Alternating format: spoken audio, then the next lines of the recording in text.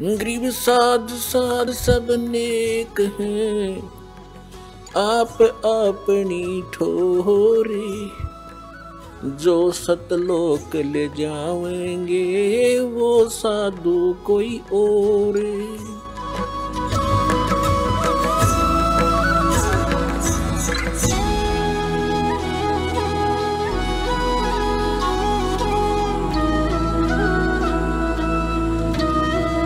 एक समय एक तोतादर नाम का स्थान है, तोतादर, और वहां पर ब्राह्मणों का ये भंडारा था, सम्मेलन था। और उधर से परमेश्वर कबीर जी के गुरु जी थे रामानंद ब्राह्मण, और परमेश्वर धानक जुलाहे, और रामानंद उनके वैसे तो मुंह बोले तो गुरु जी थे, लेकिन उनको पता चल चुका था परमात्मा है।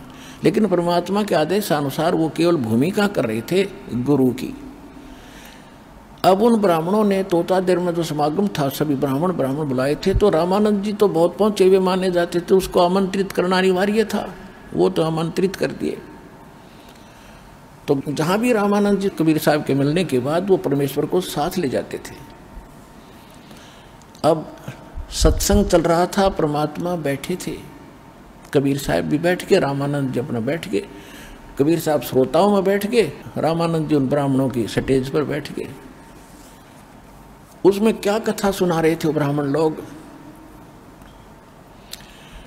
कि भी भाव हो तो भीलनी जैसी, भक्ति हो तो भीलनी जैसी। देखो श्री राम ने उस शूद्र के झूठे बेर खाए, चाक चाक के दे रही थी, और भगवान खा रहे थे, रुचि रुचि खा रहे थे।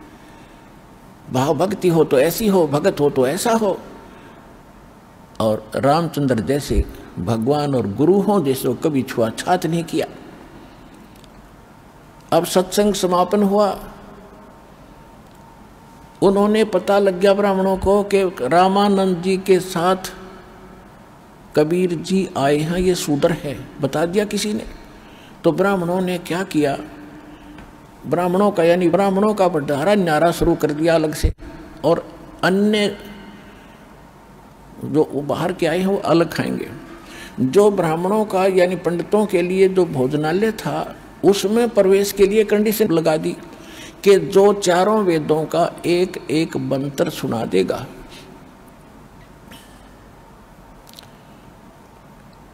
वही इस भंडारे में आओगा। उनको मालूम था कबीर जी तो जानते नहीं, संस्कृत पढ़े नहीं, इसलिए आप पे छट जाएंगे।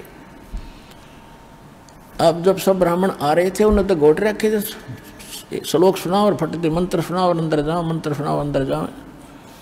अब परमात्मा का नंबर आया कि जी मंत्र सुनाओ। वहाँ एक भैंसा घूम रहा था, आसपास चल रहा था चारा, छोटा सा एक भैंसा। उसको कहा भैंसाराम इधर आना।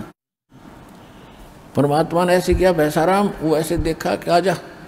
वो आगे खड़ा होगा परमात्मा कबीर जी के पास कि पंडित जियों को वेद मंत्र सुना, कर पे हाथ मार दिया कमर पे। अब जोटा लग गया सुनान, कबीर अंगारी असी बम्भारी असी स्वर ज्योति रत धामा असी। उन चारों वेदों एक एक मंत्र सुना दिया और सब हैरान। जोटा बोला, परमात्मा बोले जा जोटा राम ब्राह्मणा के भंडारे में खा ले रोटी, मैं तो वहीं खा लूंगा भाई जहां और खा रहे हैं।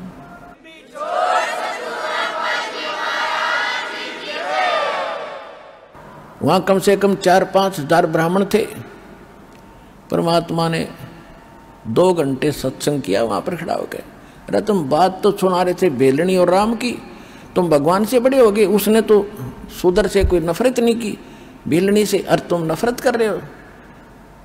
यहां परमात्मा ने कहा था कि करनी तज कथनी कथे अज्ञानी दिन रात, और कुकर जो भौकत पर ये सुनी सुनाई बात। कथनी कर का है नहीं, कहते कथनी के सूर्य घने ये कथे अटंबर ज्ञान, और बार जवाब आवे नहीं फिर लीद करे मैदान। 5000 ब्राह्मणों ने परमात्मा का ज्ञान स्वीकार किया और नाम स्वीकार किया और भक्ति की अपना कल्याण करवाया।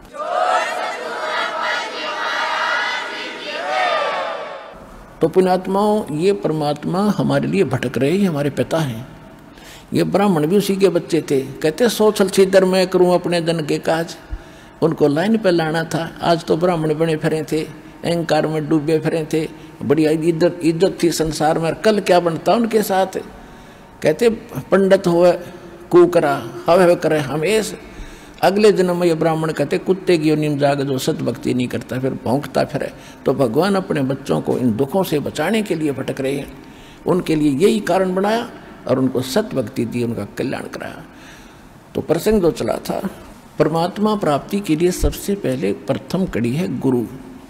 और गुरु हो कंप्लीट, उसके पास कंप्लीट स्पिरिचुअल नॉलेज हो और कंप्लीट मेथड ऑफ वर्शिप हो, तो वो कंप्लीट गुरु ये रामपाल दास है। इस विश्व में अपना कल्याण कराओ और दृढ़ होकर लग जाओ और मोक्ष कराओ। चलो सतलोक में। बोलो सतगुरुदेव की।